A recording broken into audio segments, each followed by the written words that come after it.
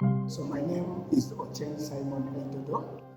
I am the 2018 National Barista Champion of Uganda, and I'm also the #2 Capital Stars Champion here in Uganda 2024. And above all, I am the founder of Charles Coffees and Barista Academy.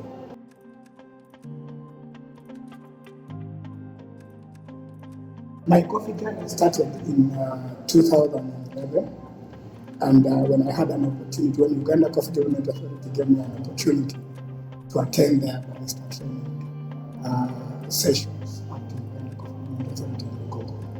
And so, where from my background, I don't have a background of coffee back at home. But there was something that really caught my attention, because when I was in high school, I was doing sciences. And I was supposed to, my interest was to do a course in Chamberlain University called Human Nutrition and Dietetics.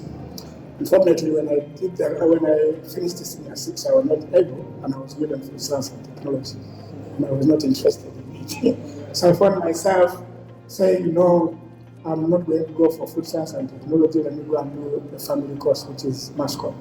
So I went and did mass comm. But still my quest was in food, describing flavors and that. But little did I know that one day I would get into that experience. It was that day when I was invited in Lugo. I used to be in the offices for that training. And I realized that I found where I was looking for, where they were describing different flavors and coffee. And then above all, it was latte art. Some nice, beautiful flowers done on the cup of coffee. For me, that was something so unique. And it was something almost undoable. So with that, I got so much interest. And I said, no, I want to pursue. Now I left the career of journalism, and I decided to pursue my career of being a barista. With that, I trained now fully. And as I was training, it was a 1-month training activity. And I was identified by this traditional restaurant. I call it a cultural center by then Igongo. Cultural center, to work with them as a barista. The issue was not money, but the issue was the interest. If they would give me the opportunity to use their equipment, if I worked with them for at least 2 hours per day. And indeed, they did that for me. And we agreed, we signed a contract. And I went and worked with them in Mbaranga. So I started working as a full-time barista in Igongo. But every day they would give me 2 hours to learn about coffee. Now, why did I go for that learning of coffee? So Uganda has got always what they call a National Barista Championship that takes place every year. So in 2010, there was a National Barista Championship. And I decided to go for that. And that's the reason why I was even researching. I decided to work with Uganda so that I could research about coffee and learn how to do a good cup of coffee and all other components that are involved in coffee brewing and other sections of the value chain. Now, when I went to Igongo and I came back for the national championship, I became the second in Uganda. And that time I was given an opportunity by the country to represent Uganda and the champion of Uganda in Africa Barista Championship. And I was able to again become the second in Africa. So imagine from somebody who was nothing now, yeah. So it was all about passion. So passion drove me to that. So when I came back, I went to Congo for a short while, then Serena Hotel took over me. So I worked with Serena Hotel. But the whole sense of the training was, I realized that there was an opportunity to start something in coffee. And that opportunity was to establish a barista training institution, and also to be one of the participants in value addition and probably produce the best quality of coffee. And for me, that alone attracted me, and I decided to pursue that in the way I just told you.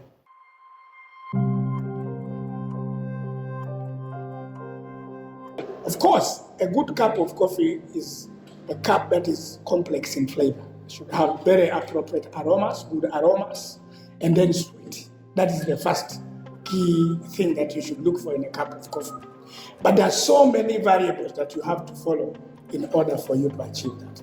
So a true good cup of coffee must have started a journey from the farm to the cup. What does that mean? It should have come from a farm where good agronomic practices have been done, where the farmer has practiced good harvest practices, and given to the processor to process this coffee to the right processing methods with intention of answering a particular preference of a customer, and then should be roasted at the right roast profile, and then brewed to the right variables by the barista to bring all those attributes into your cup of coffee.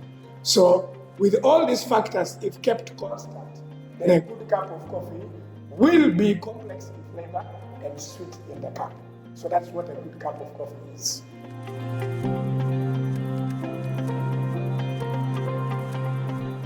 Altitude is a very key component that can contribute to the profile of coffee.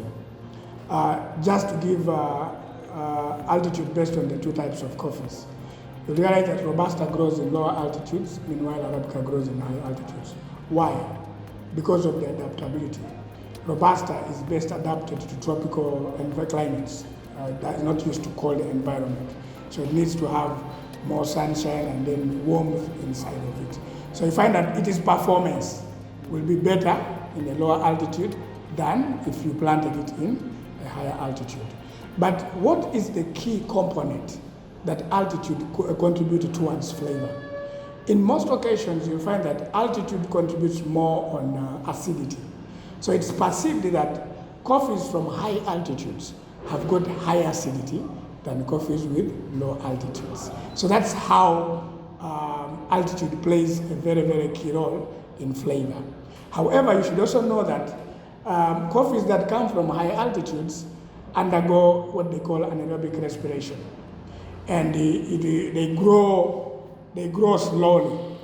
But as a result of that growing slowly, and of course also soil composition, the nutrient composition of soil in high altitudes is always much more unique than the ones in low altitudes.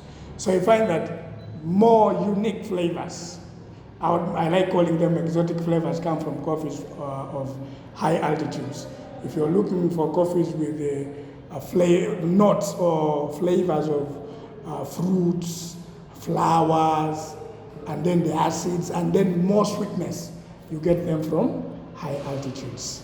So anything that has got that character of flavor, fruitiness, high acidity, and then maybe floral flavors, and naturally sweet in character, they're associated with high altitude. Meanwhile, low altitude, you find that most of the coffees have got lesser acids, lower acidity, and the acidity tends to be more of like phosphoric, and with some kind of nutty, spicy-like flavors. So altitude plays a very, very key role towards influencing flavor in a cup of coffee.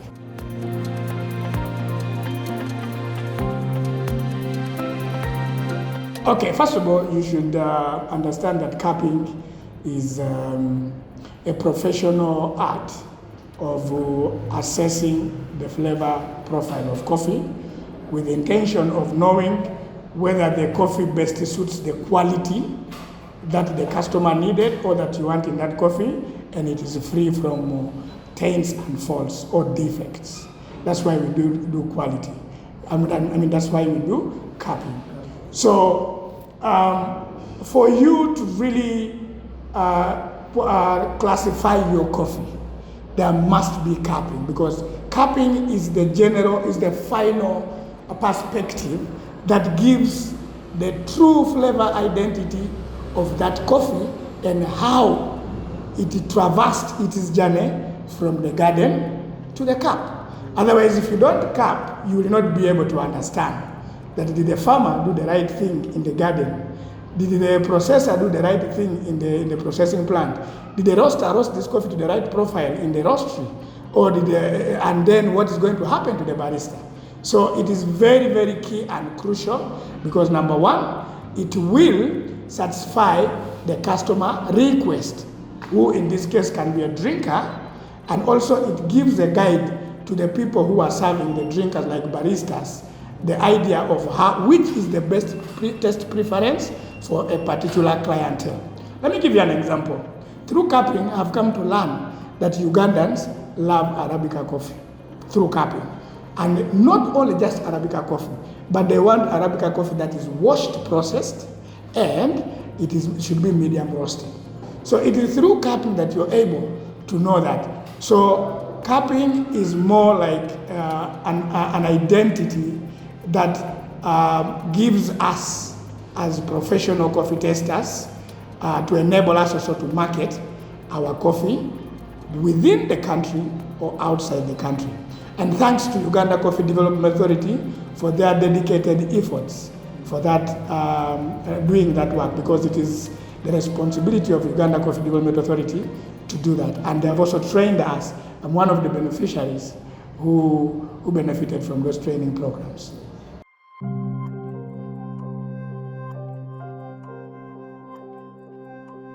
In fact,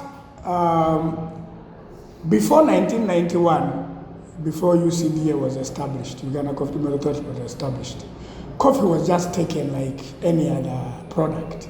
That most of the Ugandan people did not really understand the value of consumption, and they also did not understand what is this coffee going to do. In fact, there were some perceptions that were associated with coffee, the traditional myth of believing that coffee is not good for women because it makes them dry in some cultures. All those myths were affecting the rate of domestic coffee consumption. So the rate of domestic coffee consumption was too low. But besides that also, the quantity of coffee that was produced was too low. But with the inception or with the establishment of Uganda Coffee Development Authority as an act of government, an arm of government that was responsible for promoting quality of coffee in the country, everything has changed. From 2% domestic coffee consumption rate to now about 6%. That is in domestic coffee consumption. How about in coffee production? I think we're lagging around 2 million bags per year, but now we are making more than, I think, 6 million bags per year. And then how about the revenue? The revenue also doubled, not even doubled, I think it tripled. So definitely with the establishment of Uganda Coffee Development Authority, the trend of coffee production in quantities increased, the rate of coffee consumption also has increased. There is more awareness about the values of coffee, both the health benefits and what actually coffee is meant for. We now know that coffee is for drinking. People used to think coffee maybe is used for making gunpowder. Yes. Now, and then now also, the youth have been encouraged to come and join the coffee industry. One of the beneficiaries is me.